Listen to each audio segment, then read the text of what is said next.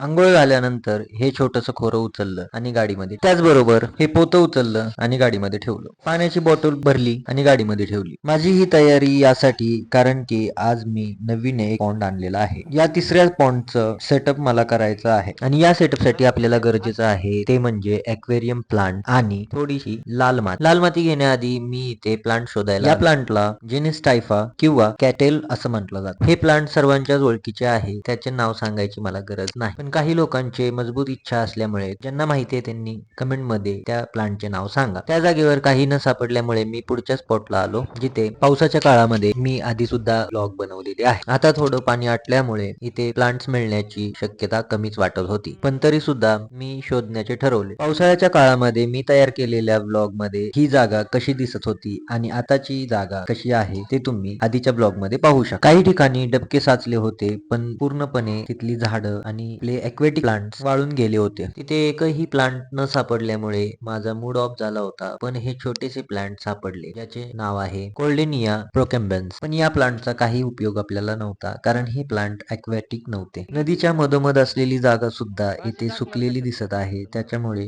मी जायचा निर्णय घेतला आणि थेट पोहोचलो आपलं दुसरं टार्गेट पूर्ण करायला, ते म्हणजे लाल माती आणायला. आणि इथे आल्यावर मी लाल माती पोत्यामध्ये भरून घेतली. या जागेवर माझ्या बॅक साइडला ॲक्वेटिक प्लांट बद्दल इथे सुद्धा मी एक व्हिडिओ तयार केला होता, तर तो सुद्धा इंस्टाग्राम, फेसबुक आणि युट्यूबवर आहे. मी इथे स्टाईल मारता मारता पडलो, म्हणून स्टाईल न मारताच मी पोतं गाडीमध्ये ठेवलं आणि थेट घरचा रस्ता पकडला. घरी पोहोचल्यावर हे पोतं जरा बाजूला ठेवून दिलं आणि जे साहित्य मी घेऊन गेलो होतो ते जागच्या जागी ठेवलं, कारण या व्हिडिओच्या नेक्स्ट पार्ट मध्ये आणखी एका स्पॉटवर जायचे होते. अपडेट राहण्यासाठी फॉलो मी.